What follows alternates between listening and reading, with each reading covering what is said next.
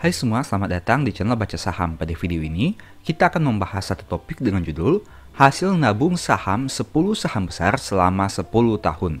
Tapi seperti biasa, semua pembahasan ini bukan rekomendasi dan hanya informasi. Ingat, kerugian kamu tanggung sendiri ya. Saat ini kita akan lihat gimana hasilnya jika melakukan nabung saham selama 10 tahun terakhir, yaitu tahun 2015 hingga 2024. Simulasi yang dibuat ini dengan mengambil data 10 saham besar yang rutin bagi dividen. Artinya, hasil yang nanti ditampilkan di luar dari dividen yang dibagi selama ini. Berikut ini beberapa informasi yang perlu disampaikan. Pertama, histori data saham bersumber dari aplikasi host Mirai Aset Sekuritas. Silahkan kamu verifikasi lagi lebih lanjut secara mandiri. Kedua, harga yang digunakan adalah harga pembukaan setiap awal bulan. Ketiga, diasumsikan pembelian dilakukan setiap awal bulan.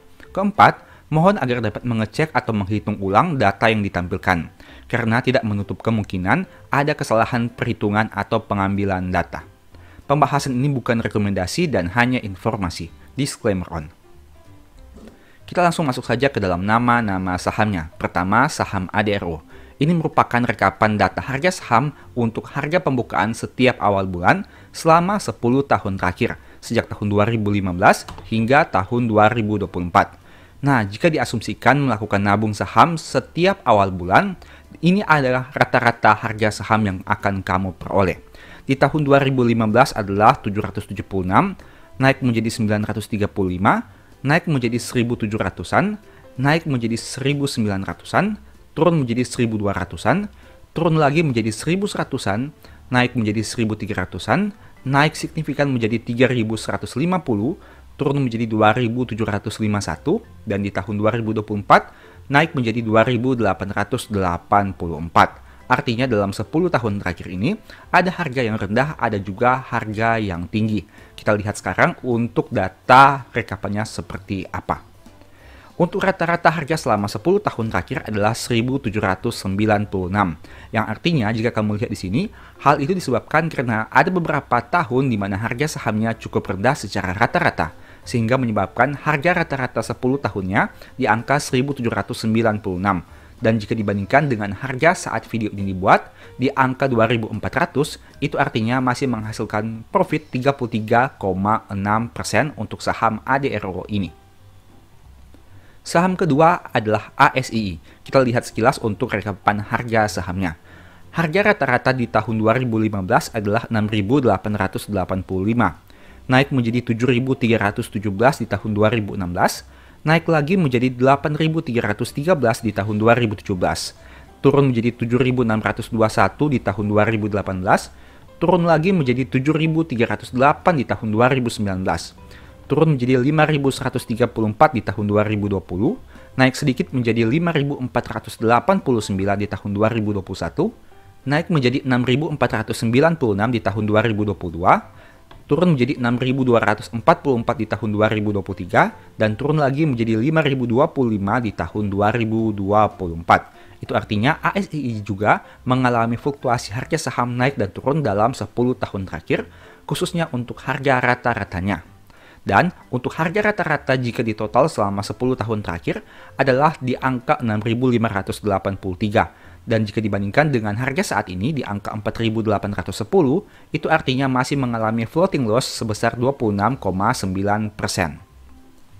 Kita lanjut untuk saham ketiga. Di tahun 2015, harga rata-rata BCA adalah 2.670, naik menjadi 2.792 di tahun 2016, naik menjadi 3.611 di tahun 2017, naik menjadi 4.671 di tahun 2018, naik menjadi 5.883 di tahun 2019, naik menjadi 5.915 di tahun 2020, naik menjadi 6.660 di tahun 2021, naik menjadi 8.017 di tahun 2022, naik menjadi 8.910 di tahun 2023, dan naik lagi menjadi 9.948 di tahun 2024. Nah, untuk BCA ini unik. Kenapa? Karena jika kamu lihat, sejak tahun 2015 hingga 2024, harga rata-ratanya konsisten naik setiap tahun. Itu artinya harga saham BCA cenderung konsisten dalam 10 tahun terakhir ini untuk mengalami kenaikan harga saham. Terbukti jika melihat dari harga rata-ratanya saja, jika melakukan pembelian setiap awal bulan, secara konsisten harga sahamnya terus mengalami kenaikan untuk harga rata-ratanya.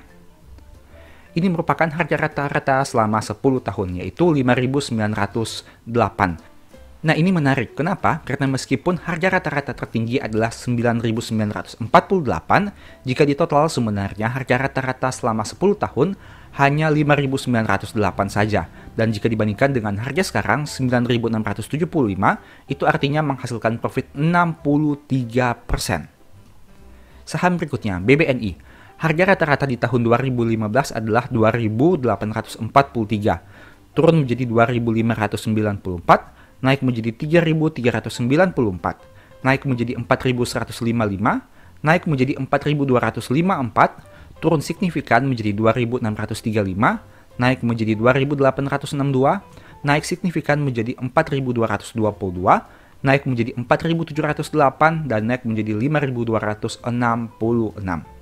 Jika ditotal dalam 10 tahun terakhir, harga rata-ratanya adalah 3.693, dan harga saat ini 4.370, yang artinya masih menghasilkan profit 18,3%. Kemudian saham BRI. Harga rata-rata di tahun 2015 adalah 2.221, naik menjadi 2.254, naik jadi 2.805, naik jadi 3.358, naik menjadi 4.149, turun menjadi 3.502, naik menjadi 4.150, naik jadi 4.510, naik jadi 5.168, dan turun menjadi 5.120. Jika ditotal, harga rata-ratanya adalah 3.724, dan harga saat ini 4.080. Itu artinya masih menghasilkan profit 9,6%.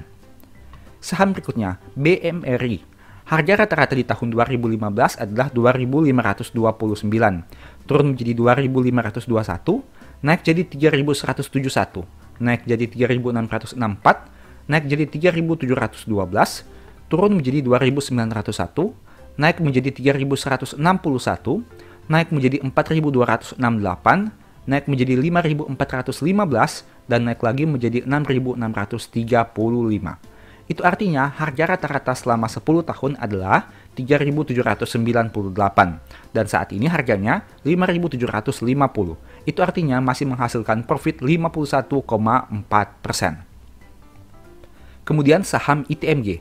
Di tahun 2015 harganya 12.400, turun menjadi 9.600, naik menjadi 18.600, naik menjadi 26.000, turun menjadi 17.200, turun lagi menjadi 9.100, naik menjadi 15.400, naik menjadi 33.100, turun menjadi 36.100, dan turun lagi menjadi 25.900. Kamu bisa lihat di sini untuk ITMG fluktuasi harganya cukup signifikan, sehingga menyebabkan harga rata-ratanya menjadi 19.858, dan harga saat ini 25.375. Itu artinya masih menghasilkan profit 27,8%. Kemudian PTBA. Di tahun 2015, harga rata-ratanya adalah 1.717, turun menjadi 1.593, naik menjadi 2.381, naik menjadi 3.695, turun menjadi 3.255, turun menjadi 2.126,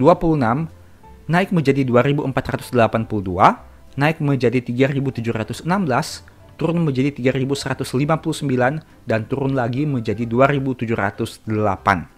Jika ditotal, harga rata-rata selama 10 tahun adalah 2.683, dan harga saat ini 2.640. Itu artinya masih loss 1,6%. Kemudian saham TLKM. Di tahun 2015, harga rata-ratanya adalah 2.839, naik menjadi 3.751, naik menjadi 4.296, turun menjadi 3.799, naik menjadi 4.054, turun menjadi 3.203, naik menjadi 3.448, naik menjadi 4.339, turun menjadi 3.873, dan turun lagi menjadi 3.258. Jika ditotal, harga rata-rata selama 10 tahun adalah 3.686, dan saat ini harganya 2.650. Itu artinya masih loss 28,1%. Nah, saham berikutnya UNTR. Di tahun 2015 harganya 19.200, turun menjadi 17.000, naik menjadi 28.200, naik menjadi 33.900, turun menjadi 24.700, turun lagi menjadi 19.500, naik menjadi 22.400, naik menjadi 29.100, turun menjadi 25.800, dan turun lagi menjadi 24.700. Jika di total, harga rata-ratanya adalah 24.498, dan saat ini harganya 25.175. Itu artinya profit 2,8%. Nah, dari video tadi, ini merupakan rekapannya. Dari 10 saham yang kita bahas, ada 7 saham yang menghasilkan profit jika dirata-ratakan dalam 10 tahun terakhir, yaitu posisi pertama adalah BBCA dengan profit paling besar sebesar 63,8%. Diikuti Bank Mandiri dengan angka 51,4%, kemudian ADRO dengan angka 33,6%, ITMG dengan angka 27,8%, BBNI dengan angka 18,3%, BBRI dengan angka 9,6%, dan UNTR dengan angka 2,8%.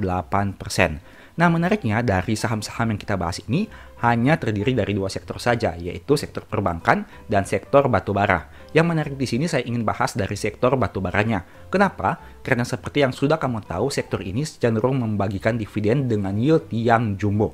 Artinya, mereka juga bisa memberikan imbal hasil yang baik dari sisi dividennya. Tapi di sisi yang lain, jika kamu lihat, ternyata untuk aspek capital gain-nya juga cukup lumayan. Untuk saham ADRO, 33%, ITMG 27%, dan UNTR 2,8%. Artinya, jika di total, dari total capital gain dan dividen yang diterima, saham-saham batubara ini ternyata dalam 10 tahun terakhir, yaitu periode 2015 hingga 2024, masih menawarkan imbal hasil yang menarik, yaitu dari sisi capital gain-nya dengan memperoleh capital gain yang cukup lumayan, dan dari sisi dividen dengan dividen yield yang juga jumbo. Nah, selain itu ada juga saham-saham banking seperti BCA, Mandiri, BNI, dan BRI.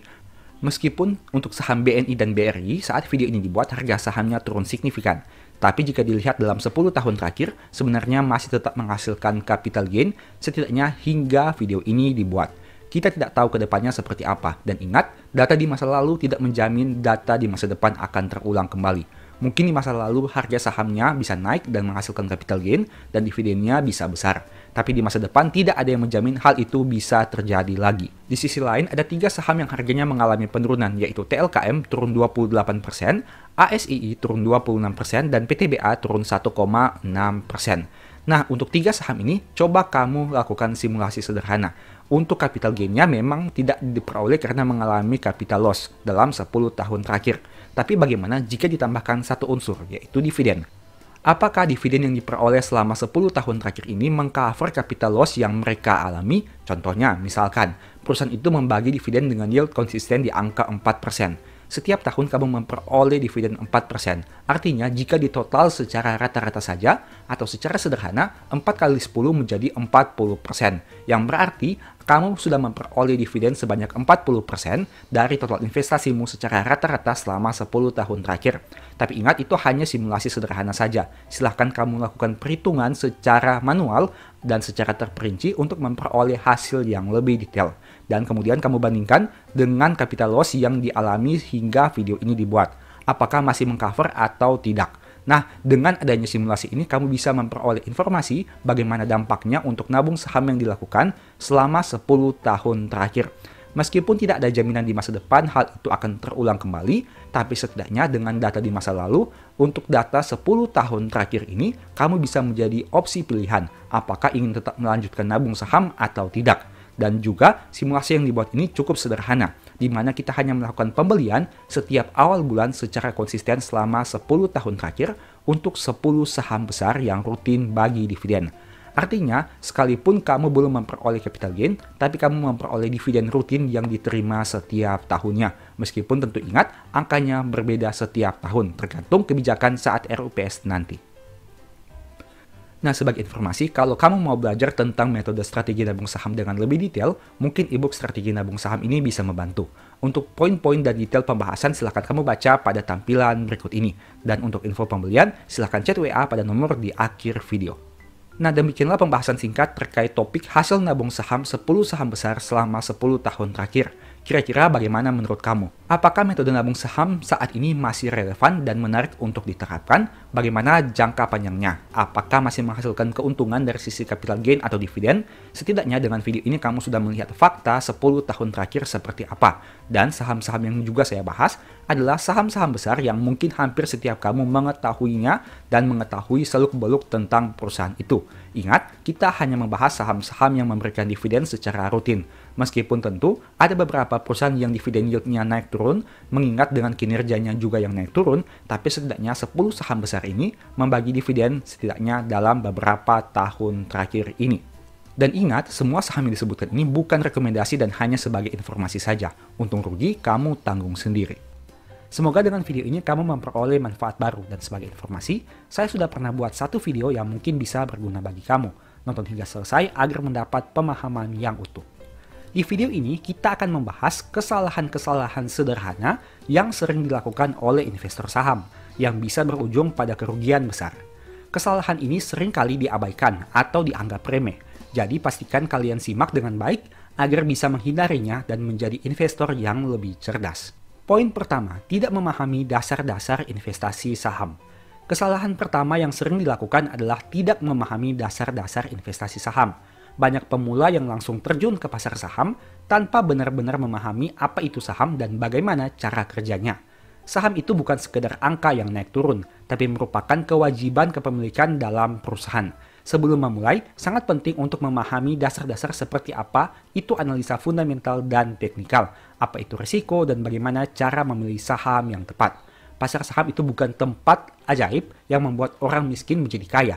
Begitu juga yang membuat kekayaan menjadi sangat cepat diperoleh. Tapi ada banyak cerita, ada banyak proses yang harus dilalui di pasar saham. Dan hal itu tentu harus diketahui sebelum melakukan pembelian untuk pertama kalinya. Entah itu mempelajari analisa fundamental, teknikal, mempertimbangkan berbagai risiko dan potensi profit, dan memilih saham-saham yang sesuai dengan risk profile kamu masing-masing. Memang ada tren saat ini yang sering mengatakan bahwa harga saham ditentukan oleh Big Fund. Saya setuju dengan statement tersebut, tapi bukankah Big Fund juga ingin mencari saham yang berkualitas untuk dibeli dengan jumlah uang yang banyak? Kita pakai logika saja, jika kamu punya uang 10 miliar, apakah kamu mau menempatkan uang tersebut di bank yang baru berdiri atau belum jelas track record-nya? Ataukah kamu tempatkan uang tersebut pada bank besar yang sudah diketahui sejak lama dengan kinerja yang bagus? Sebagai contoh, kita bisa lihat dari dua jenis saham. Saham perusahaan blue chip yang sudah mapan dan saham startup yang masih dalam tahap berkembang. Setiap jenis saham memiliki resiko dan potensi keuntungan yang berbeda. Tanpa pemahaman yang cukup, kamu bisa saja berinvestasi di tempat yang salah dan akhirnya kehilangan banyak uang. Di sini saya tidak mengatakan saham blue chip itu pasti bagus dan saham startup itu pasti rugi. Kamu tentu memiliki preferensi dan memiliki berbagai pertimbangan. Ada orang yang profit di saham blue chip, tapi ada juga orang yang rugi di saham blue chip. Sebaliknya, ada orang yang rugi di saham startup, tapi juga ada orang yang profit di saham startup. Itu artinya, profit dan loss itu tidak dibatasi oleh jenis sahamnya. Tapi kamu lihat dulu, risk profile yang kamu miliki itu seperti apa. Apakah lebih nyaman di saham blue chip, saham second liner, atau saham third liner.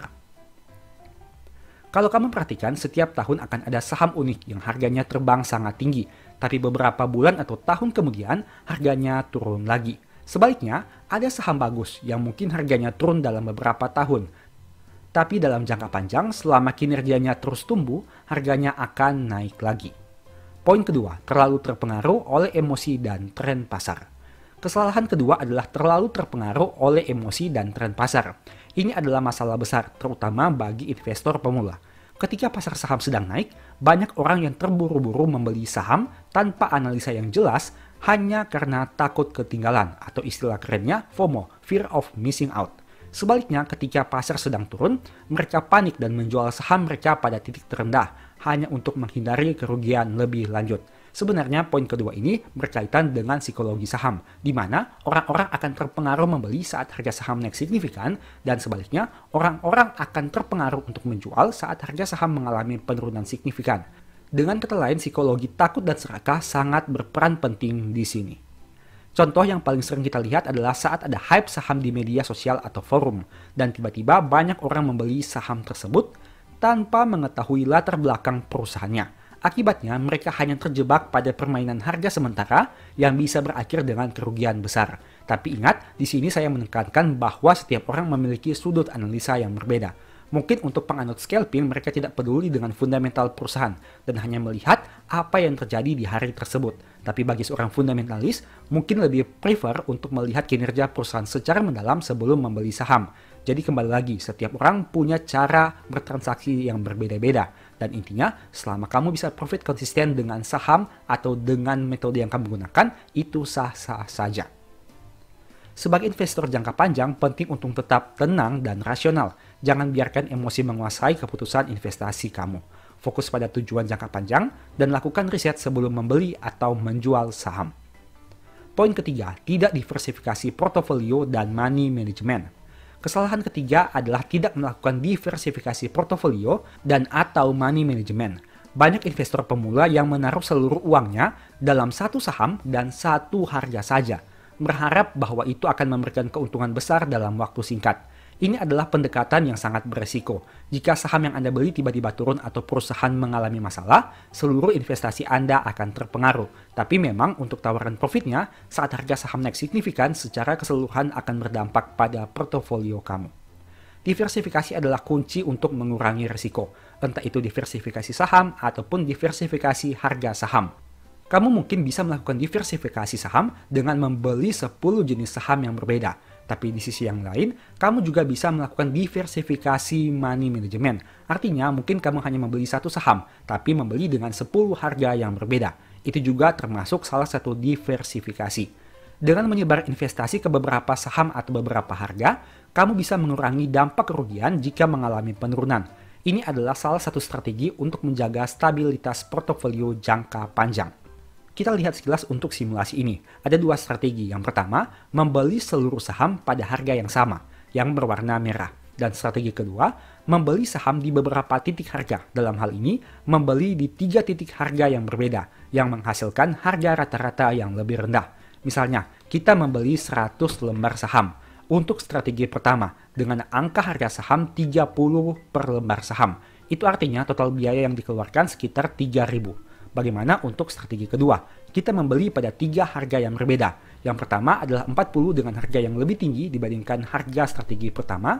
Yang kedua adalah 25 dan yang ketiga adalah 20. Dengan kata lain, rata-rata dari 3 harga ini jika membeli dengan jumlah lembar saham yang sama adalah 28,33 atau biaya yang kita keluarkan sekitar 2.833. Dari sini kamu bisa lihat perbedaannya. Orang yang membeli pada satu harga saja akan memiliki biaya atau total modal yang jauh lebih besar dibandingkan orang yang membeli dengan harga rata-rata yang berbeda. Tapi ingat, ini berlaku saat harga turun. Artinya apabila kamu bisa membeli pada harga yang lebih rendah akan membuat harga rata-ratanya menjadi lebih rendah. Tapi sebaliknya, apabila kamu harus membeli di harga yang lebih tinggi akan membuat harga rata-ratamu lebih tinggi. Artinya, konsep analisa ini memiliki dua sudut pandang, entah itu yang positif ataupun yang negatif. Sehingga kamu juga harus pertimbangkan apakah ingin melakukan skenario ini atau tidak. Poin keempat, mengabaikan analisa fundamental dan teknikal. Kesalahan berikutnya adalah mengabaikan analisa fundamental dan teknikal. Analisa fundamental adalah cara untuk menilai kesehatan finansial sebuah perusahaan, seperti melihat laporan laba rugi, neraca, rasio keuangan. Sedangkan teknikal lebih fokus kepada pergerakan harga saham berdasarkan data histori. Banyak investor pemula yang terjebak dalam investasi yang hanya mengandalkan informasi atau rekomendasi yang belum diverifikasi. Mereka membeli saham hanya berdasarkan hype atau informasi yang didengar dari teman-teman atau media sosial tanpa melakukan analisa yang tepat. Padahal analisa fundamental dan teknikal adalah alat utama yang bisa membantu kamu membuat keputusan yang lebih baik dalam berinvestasi. Saya sering mengatakan bahwa tidak peduli cara analisamu seperti apa, selama bisa hasilkan profit konsisten itu sah-sah saja.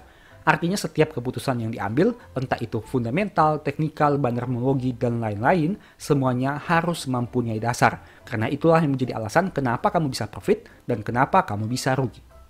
Poin kelima, tidak memiliki rencana investasi yang jelas. Kesalahan besar berikutnya adalah tidak memiliki rencana investasi yang jelas. Banyak investor pemula yang memulai investasi saham tanpa tujuan yang jelas. Apakah tujuan kamu untuk mendapatkan pendapatan pasif dari dividen, ataukah untuk pertumbuhan modal jangka panjang. Jika kamu tidak tahu tujuanmu, bisa-bisa kamu malah salah mengambil keputusan, seperti menjual saham terlalu cepat atau membeli saham yang tidak cocok dengan profil risiko kamu. Misal, apabila kamu ingin mendapatkan pendapatan pasif dari dividen, tentu kamu harus mencari saham yang memberikan dividen. Tentu akan menjadi aneh jika kamu mencari saham yang memiliki potensi capital gain tinggi, tapi dividennya 0 dalam 10 tahun terakhir. Begitu juga sebaliknya untuk kamu yang memiliki orientasi dari capital gain. Jadi penting sekali untuk menetapkan tujuan yang jelas sebelum mulai berinvestasi. Apakah itu untuk dana pensiun, pendidikan anak, atau sekedar mencari penghasilan tambahan. Selain itu, buat strategi investasi yang sesuai dengan tujuan tersebut. Serta pastikan kamu menilai kembali tujuan dan strategi secara berkala. Ini merupakan salah satu contohnya. Jika diasumsikan kita memiliki biaya hidup per tahun adalah 120 juta dan kita asumsikan untuk pembagian dividen dengan beberapa yield yaitu 4%, 5%, 6%, 7%, dan 8%. Nah, apabila kita memiliki orientasi dividen atau dividen investing, mungkin kita akan tertarik apabila perusahaan membagikan dividen dengan angka yield yang besar dan memiliki potensi pertumbuhan di kemudian hari. Artinya jumlah investasi yang kita butuhkan akan menjadi semakin kecil. Karena yield yang kecil membuat modal semakin besar dan yield yang besar membuat modal semakin kecil. Kamu bisa lihat di sini, untuk memperoleh jumlah dividen yang sama yaitu 120 juta per tahun, apabila memiliki yield 4% kita butuh modal 3 miliar. Tapi apabila perusahaan itu memiliki yield 8%, kita hanya butuh modal 1,5 miliar untuk mendapatkan 120 juta yang sama. Artinya modal yang dikeluarkan menjadi lebih rendah, bisa dikatakan lebih rendah 50% dibandingkan modal awal saat membeli saham yang membagi dividen dengan yield hanya 4% saja. Bagaimana dari aspek capital gain-nya? Kamu bisa lihat juga di sini. Untuk capital gain tentu mungkin akan lebih fluktuatif dibandingkan dividen, karena kita tidak tahu ke depannya apakah harga saham akan naik atau turun. Tapi jika kamu melihat di sini, misalkan dengan dana awal 1 juta rupiah, dengan profit 10% per tahun, maka nilai portofolio akhir akan menjadi 1.100.000, di mana 1 juta modal awal dan 100.000 profit dari 10%. Di tahun kedua, angka 1.100.000 ini dijadikan modal awalnya. Dan apabila memperoleh profit 8%, berarti akan menjadi 1.188.000. Nah, modal awal ini juga akan dijadikan angka di tahun ketiga. Tapi sayangnya di tahun ketiga kamu menghasilkan kerugian sebesar 5%. Artinya modal kamu akan berkurang menjadi 1.128.600. Begitu seterusnya hingga tahun kelima. Dari data ini kamu bisa lihat, kamu harus mempertimbangkan dan menentukan kamu orientasinya kemana. Apakah ke dividen, seperti contoh pertama tadi, di mana lebih mengharapkan pendapatan yang cenderung lebih stabil setiap tahunnya, meskipun tentu kita tahu bahwa angka dividen ini ditentukan oleh RUPS, artinya tidak bisa dikatakan stabil 100%. Tapi setidaknya angkanya mungkin akan cenderung relatif lebih stabil dibandingkan capital gain yang memiliki angka yang tidak bisa ditentukan di masa depan seperti apa. Karena tergantung kondisi pasar saham dan pemilihan sahamnya juga.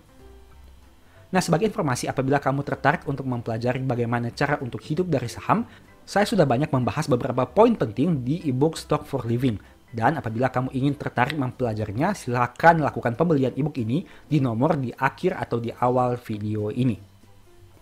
Poin ke-6, terlalu sering trading atau speculating. Kesalahan berikutnya adalah terlalu sering trading atau berspekulasi. Banyak investor pemula yang berpikir bahwa mereka bisa menghasilkan uang cepat dengan membeli dan menjual saham dalam jangka waktu yang singkat. Mereka seringkali tidak menyadari bahwa biaya transaksi dan pajak bisa mengerus keuntungan mereka. Di samping itu, pasar saham yang volatile juga bisa membuat keputusan yang diambil dalam jangka pendek menjadi sangat berisiko. Ingat, apabila kamu memperoleh keuntungan 1%, keuntungan 1% itu masih bersifat gross. Artinya harus dikurangi dengan beberapa biaya tambahan seperti fee jual, seperti pajak, dan lain sebagainya. Misalnya, apabila kamu membeli saham di harga 1.000 dan harga sahamnya naik menjadi 1.100 dan kamu jual, keuntungan kamu bukanlah Rp100 tersebut yang merupakan selisih dari 1.100 ke 1.000. Tapi ada beberapa biaya tambahan sehingga berpengaruh terhadap pengurangan dari nominal keuntungan kamu, yang artinya keuntungan kamu akan di bawah Rp100. Trading aktif memang bisa memberikan keuntungan jika dilakukan dengan sangat hati-hati dan pengalaman serta profesional.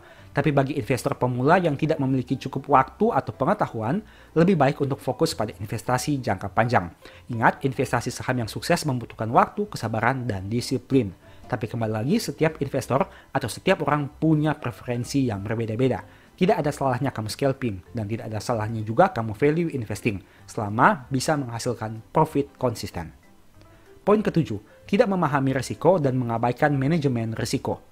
Kesalahan lainnya adalah mengabaikan manajemen risiko. Banyak pemula yang terlalu berani dan tidak menetapkan batasan kerugian.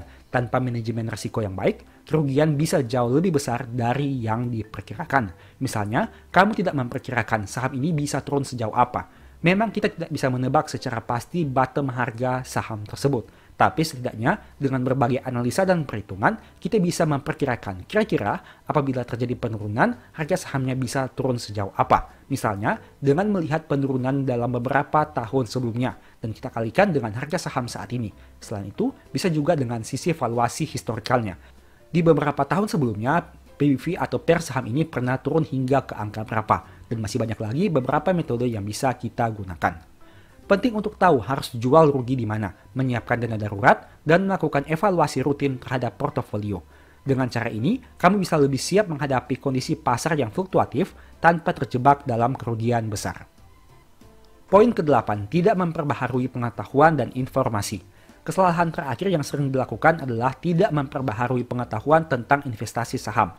Pasar saham terus berubah, dan informasi yang kamu punya saat ini bisa jadi tidak relevan beberapa tahun lagi. Jangan pernah berhenti belajar, pelajari strategi baru, ikuti berita ekonomi, dan terus beradaptasi dengan perubahan di pasar. Saham yang dulu bagus belum tentu saat ini bagus. Saham yang saat ini bagus belum tentu di masa depan bagus. Artinya semuanya punya potensi berkembang dan punya potensi menurun kinerjanya. Itulah pentingnya untuk terus update berita terkini, agar keputusan yang diambil bisa up to date dan bukan berasal dari informasi di masa lalu. Dengan memperbaharui pengetahuan, kamu bisa tetap jadi investor yang bijaksana dan lebih siap menghadapi tantangan di pasar saham. Demikianlah pembahasan singkat pada video ini. Selalu ingat bahwa semua saham yang disebutkan bukan rekomendasi dan hanya bersifat edukasi serta informasi. Mohon juga agar dapat mengecek kembali data yang ditampilkan, karena bisa saja terjadi kesalahan pengetikan atau pengambilan data. Di video berikutnya ingin dibahas materi apa lagi? Tulis di kolom komentar ya. Sebagai informasi, berikut ini beberapa list ebook baca saham. Pertama, psikologi saham. Kedua, stock for living. Ketiga, strategi nabung saham. Keempat, the stock market. Dan yang kelima, cara cepat analisa laporan keuangan. Apabila tertarik, chat saja pada nomor WA yang ada. Sekian video ini, semoga bermanfaat. Thank you.